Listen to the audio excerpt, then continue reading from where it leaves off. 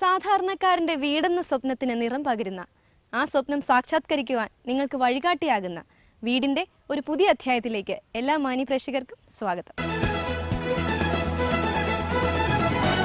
പത്തനംതിട്ട ജില്ലയിലെ ഇലവന്തിട്ടയിലുള്ള ഷാജിയുടെയും പുഷ്പലതയുടെയും പുതുപ്പറമ്പിൽ വീട് 10 ലക്ഷം രൂപ ചിലവിൽ ഈ സ്വപ്ന ഭവനം ഒരുക്കിയിരിക്കുന്നത് മലപ്പുറം ജില്ലയിലെ ചേളാരിയിലുള്ള ബിൽഡിംഗ് ഡിസൈനേഴ്സിലെ എഞ്ചിനീയർ KV മുരളീധരനാണ്.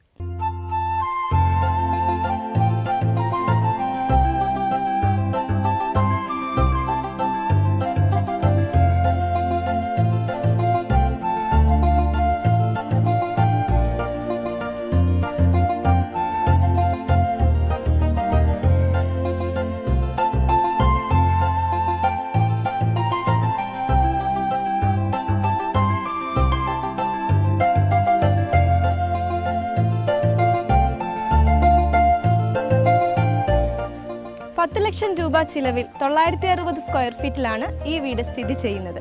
അതായത് ശരാശരി 1000 രൂപ മാത്രമേ ഒരു സ്ക്വയർ ഫീറ്റിന് ആകുന്നുള്ളൂ. ഒരു കേരളീയ ശൈലിയിലാണ് ഈ വീട് നിർമ്മിച്ചിരിക്കുന്നത്. സ്ലോപ്പ് റൂഫും മൂക്കപ്പും അതുപോലെ ചാരുപടിയും ഒക്കെ ഇതിൻ്റെ ഒരു ഡിസൈൻ എലമെൻ്റ് ആയിട്ട് നിൽക്കുന്നുണ്ട്.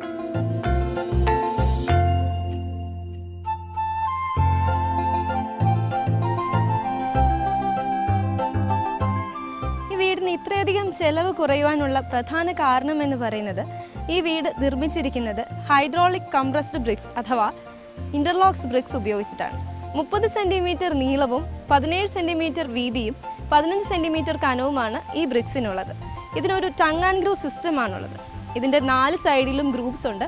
ഇതിന് ഒന്നിനു മുകളിൽ ഒന്നായി സൈഡിൽ നിന്നും മുകളിൽ നിന്നും ഒക്കെ വരുമ്പോൾ ഇത് ലോക്ക് ആവുകയാണ് ചെയ്യുന്നത്.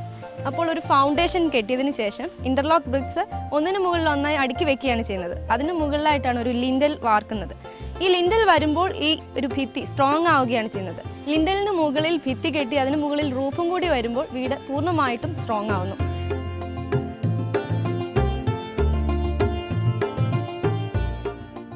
വീടിൻ്റെ നിർമ്മാണ സമയത്ത് സിമെൻറ്റിൻ്റെയും മണലിൻ്റെയും ഒക്കെ ഉപയോഗം വളരെ കുറച്ച് മാത്രമേ ആവശ്യം വന്നിട്ടുള്ളൂ. ഭിത്തി കെട്ടുന്ന സമയത്താണെങ്കിൽ പോലും ബ്രിക്കുകൾക്കിടയിൽ ചാന്തിൻ്റെ ആവശ്യമില്ലാത്തതുകൊണ്ട്, അതൊരു ടങ് ആൻഡ് ഗ്രൂ സിസ്റ്റം ആയതുകൊണ്ട് അവിടെയും ഇതിനാവശ്യം വന്നിട്ടില്ല. പിന്നെ ലിൻഡലിനും അതുപോലെ ചെറിയ ഡിസൈൻ വർക്കുകൾക്ക് മാത്രമേ സിമെൻറ്റിൻ്റെയും മണലിൻ്റെയും ഒക്കെ ആവശ്യം വരുന്നുള്ളൂ. ഇത് തന്നെ ചിലവിൻ്റെ കാര്യത്തിൽ ഒരു ഗണ്യമായ കുറവ് വരുത്തിയിട്ടുണ്ട്. ഒരു ഇൻ്റർലോക്ക് ബ്രിക്കിൻ്റെ ചിലവ് 21 രൂപ മാത്രമാണ്. ഈ വീടിൻ്റെ റൂഫ് കാണുമ്പോൾ കോൺക്രീറ്റിൽ സ്ലോപ്പായിട്ട് വാർത്തിരിക്കുകയാണെന്ന് തോന്നും. എന്നാൽ അങ്ങനെയല്ല. GI ട്രസ് വർക്ക് ചെയ്തിട്ട് അതിന് മുകളിൽ കോൺക്രീറ്റ് റൂഫ് ടൈൽസ് കൊടുത്തിരിക്കുകയാണ്. ബ്ലാക്കിൻ്റെയും റെഡിൻ്റെയും കളർ കോമ്പിനേഷനാണ് ഈ ടൈൽസിനുള്ളത്. എക്സ്റ്റീരിയറിൽ വിസിബിൾ ആകുന്ന റൂഫിൻ്റെ താഴ്ഭാഗം കൺസീൽ ചെയ്യാനായിട്ട് സിമെൻറ്റ് ബോർഡ്സ് ആണ് ഉപയോഗിച്ചിട്ടുള്ളത്.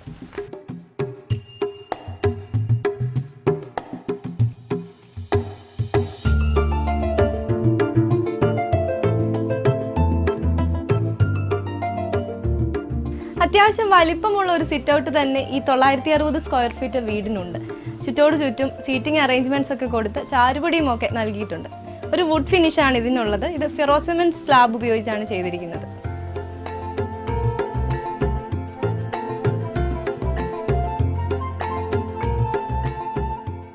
ജിപ്സം ബോർഡ് ഉപയോഗിച്ചിട്ടുള്ള ഫോൾ സീലിംഗും ഇവിടെ ചെയ്തിട്ടുണ്ട്.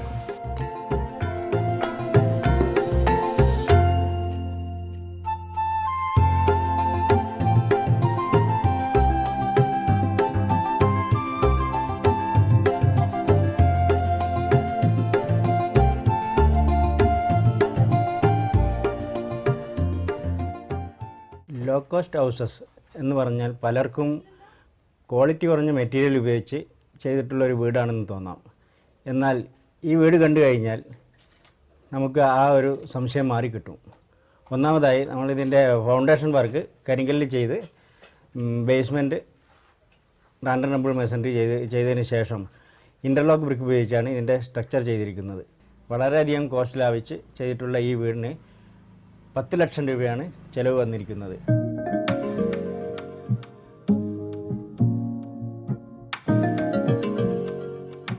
ഇരുപാളികളുള്ള പ്രധാന വാതിലിലൂടെ കടന്നെത്തുന്നത് ഒരു വലിയ ഹാളിലേക്കാണ്. ഹാളിൻ്റെ ആദ്യ പോർഷനാണ് ലിവിംഗ് സ്പേസിനായിട്ട് ഉപയോഗിച്ചിരിക്കുന്നത്. ഈ പോർഷനിൽ നിന്നാണ് വീടിൻ്റെ മറ്റു ഭാഗങ്ങളിലേക്കൊക്കെ പോകുന്നത്. അതുകൊണ്ട് ഇതൊരു പാസേജ് ആയിട്ടും ആക്ട് ചെയ്യുന്നുണ്ട്. അതുകൊണ്ട് തന്നെ ഇരു ഭാഗങ്ങളിലായിട്ടാണ് സീറ്റിംഗ് അറേഞ്ച്മെൻറ്റ്സ് ചെയ്തിരിക്കുന്നത്. മുൻപ് എക്സ്റ്റീരിയറിൻ്റെ കാര്യം പറഞ്ഞപ്പോൾ ഞാൻ പറഞ്ഞിരുന്നല്ലോ ഇവിടെയുള്ള റൂഫ് ചെയ്തിരിക്കുന്നത് ട്രസ് വർക്കിലാണെന്ന്. എന്നാൽ ഇവിടെ കയറുമ്പോൾ ഒരു സാധാരണ രീതിയിൽ വാർത്തിരിക്കുന്ന ഒരു വീടായിട്ട് നമുക്ക് തോന്നുള്ളൂ. കാരണം ഇതിന് മുകളിൽ ജിപ്സം ബോർഡ് ഉപയോഗിച്ച് ഫോൾ സീലിംഗ് ചെയ്തിരിക്കുകയാണ്. ഇൻഡയറക്റ്റ് ലൈറ്റിംഗ് ഒക്കെ കൊടുത്ത് വളരെ മനോഹരമാക്കിയിട്ടുണ്ട്. ഈ ഭാഗത്തായിട്ട് ഫെറോസിമെന്റിൽ ചെയ്തിരിക്കുന്ന ഒരു നിറ്റ് സ്പേസും ഉണ്ട്.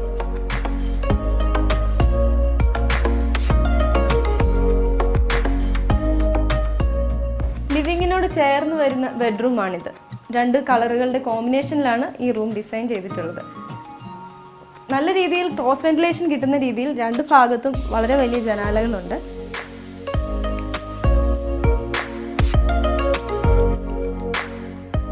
ഇവിടെയാണ് വാർഡ്രോബ് വരുന്നത്. ഇതിൻ്റെ ഷട്ടേഴ്സ് ചെയ്തിരിക്കുന്നത് MDFിലാണ്. എന്നാൽ ഉള്ളിൽ ഫെറോസിമെന്റ് സ്ലാബ്സ് ആണ് ഉപയോഗിച്ചിരിക്കുന്നത്. ഇവിടെ ഒരു സ്റ്റഡി ടേബിളും ഉണ്ട്. ഇതിനായിട്ടും ഫെറോസിമെന്റ് സ്ലാബ്സ് ആണ് ഉപയോഗിച്ചിരിക്കുന്നത്. എന്നാൽ മുകളിൽ ടൈൽസ് ആണ് കൊടുത്തിരിക്കുന്നത്.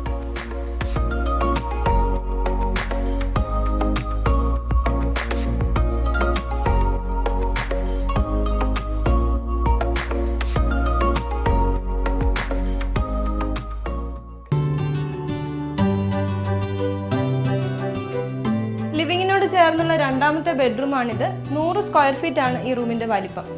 2 കളറിന്റെ കോമ്പിനേഷനാണ് പെയിന്റിങ്ങിന് കൊണ്ടുവന്നിരിക്കുന്നത്.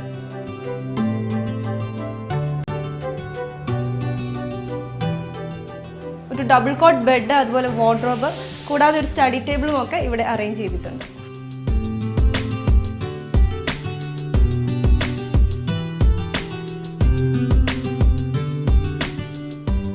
ബെഡ്റൂമിൽ നിന്നും പുറത്തേക്ക് വരുന്ന ഈ പാസേജിന്റെ സൈഡിലായിട്ട് ഒരു കോമൺ ടോയ്ലറ്റും ഉണ്ട്.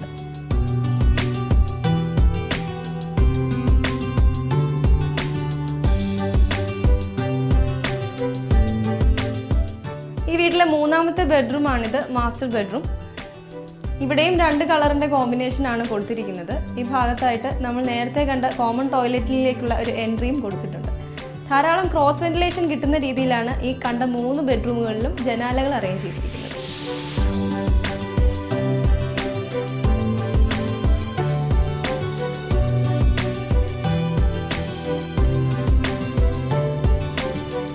ഈ വീടിന്റെ കട്ടിലുകളും ജനാലകളും ഒക്കെ മരത്തിൽ തന്നെയാണ് ചെയ്തിരിക്കുന്നത്. ഹാളിൽ ലിവിംഗ് സ്പേസിന് ശേഷം വരുന്ന 2ാമത്തെ ഭാഗമാണ് ഡൈനിങ് സ്പേസ്. ഇവിടെ ഒരു 6 സീറ്റർ ഡൈനിങ് ടേബിളാണുള്ളത്. സ്റ്റെയിൻലെസ് സ്റ്റീൽ ചെയേഴ്സും അതുപോലെ ഗ്ലാസ് ടോപ്പുള്ള ഡൈനിങ് ടേബിളുമാണ് ഇവിടെയുള്ളത്. ഈ ഭാഗത്തായിട്ടാണ് വാഷ് കൗണ്ടർ വരുന്നത്. ഇവിടെയുള്ള ഭിത്തിയെ മനോഹരമാക്കുന്നത് ടെക്സ്ചർ പെയിന്റിംഗ് ആണ്.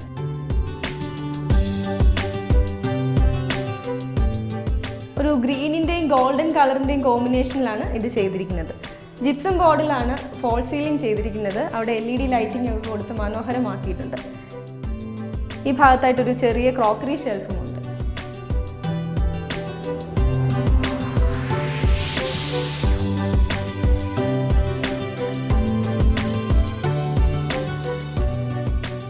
ഈ വീടിന്റെ ഇന്റീരിയറിൽ എടുത്തു പറയേണ്ട ഒന്നാണ് ഇതിന്റെ ഉള്ളിൽ ചെയ്തിരിക്കുന്ന പ്ലാസ്റ്ററിംഗ്. ജിപ്സം പ്ലാസ്റ്ററിംഗ് ആണ് ഇവിടെ പ്ലാസ്റ്ററിംഗിനായിട്ട് ഉപയോഗിച്ചിരിക്കുന്നത്. ജിപ്സം പ്ലാസ്റ്ററിങ്ങിൻ്റെ ഏറ്റവും വലിയ അഡ്വാൻറ്റേജ് എന്ന് പറയുന്നത് അതിൻ്റെ ചിലവ് കുറവ് തന്നെയാണ്.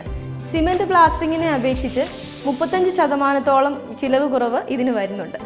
ഏകദേശം 30 രൂപയാണ് ഇതിന് സ്ക്വയർ ഫീറ്റിന് ആകെ വരുന്നത്. മറ്റൊരു പ്രത്യേകത, ഇത്തരത്തിലുള്ള പ്ലാസ്റ്ററിങ്ങിന് വളരെ കുറച്ച് മാത്രം ലേബർ മതി എന്നുള്ളതാണ്. അതുകൊണ്ട് വളരെ ഫാസ്റ്റായിട്ട് തന്നെ വർക്ക് മൂവ് ചെയ്യുകയും ചെയ്യും. ഈ വീടിപ്പോൾ ഏകദേശം 950 സ്ക്വയർ ഫീറ്റ് ആണുള്ളത്.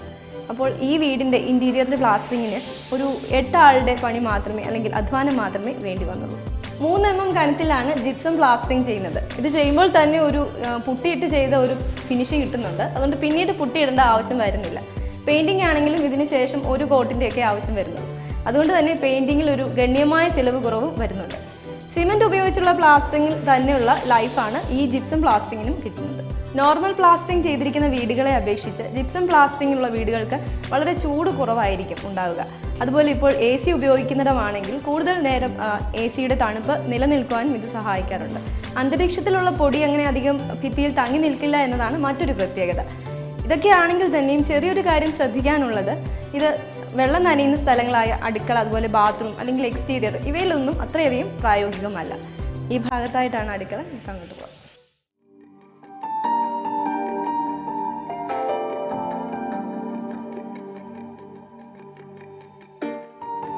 ഒരു എൽ ഷേപ്പ് കിച്ചണാണിത്. കിച്ചണിലേക്ക് കടക്കുന്ന വാതിൽ അലൂമിനിയം ഫാബ്രിക്കേഷനും ഗ്ലാസും ഉപയോഗിച്ചുള്ള സ്ലൈഡിംഗ് ഡോറാണ്. ഇവിടെ കൗണ്ടർ ടോപ്പായിട്ട് കൊടുത്തിരിക്കുന്നത് ഗ്രാനൈറ്റ് ആണ്. മുകളിലും താഴെയും സ്റ്റോറേജ് സ്പേസസ് കൊടുത്തിട്ടുണ്ട്.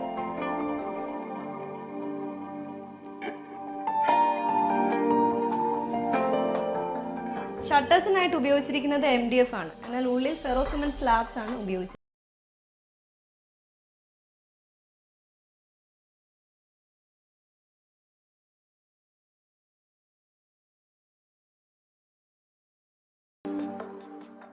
₹10 ലക്ഷം ചിലവ് വന്ന ഈ സ്വപ്ന ഭവനത്തിലെ കുടുംബാംഗങ്ങൾ നമ്മളോടൊപ്പമുണ്ട്. ഈ വീടിന്റെ കൂടുതൽ വിശേഷങ്ങൾ നമുക്ക് അവരോട് തന്നെ ചോദിച്ചറിയാം. നമസ്കാരം. നമസ്കാരം. അടുത്തൊരു വീട് ഉണ്ടല്ലോ, എന്നാലും എങ്ങനെയാണ് ഈ വീട് ഉണ്ടാക്കാനുള്ള ഒരു സാഹചര്യം? ഒരു ചിലവ് കുറഞ്ഞ നല്ലൊരു വീട് ഉണ്ടാക്കണം എന്നുള്ള ആഗ്രഹം കൊണ്ടാണ് പുതിയൊരു വീട് വെച്ചത്. അതിൽ നിന്ന് നമ്മൾ പല ആൾക്കാരായിട്ട് അന്വേഷിച്ച് അതിൽ ഏറ്റവും നല്ല രീതിയിൽ ചെയ്തു തരുമെന്നൊരു പ്രതീക്ഷ കിട്ടിയത് മുരളി സാറിൻ്റെ നിന്നാണ്. സാധാരണയായി കാണാത്ത ഒരു രീതിയാണല്ലോ ഇന്റർലോക്ക് ബ്രിക്സ് ഉപയോഗിച്ചിട്ടുള്ള ഒരു നിർമ്മാണ രീതി.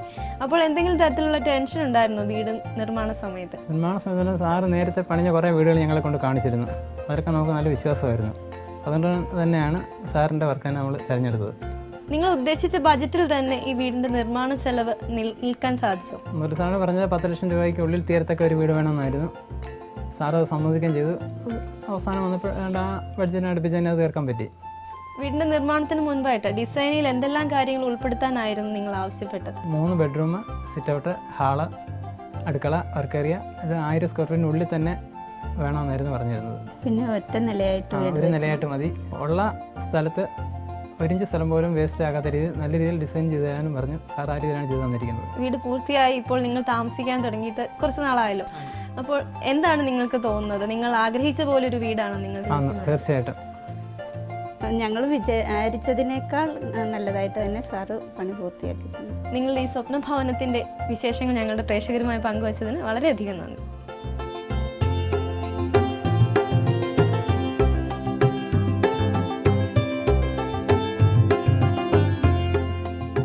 ₹10 ലക്ഷം ചിലവിൽ ഒരു നല്ല വീട്.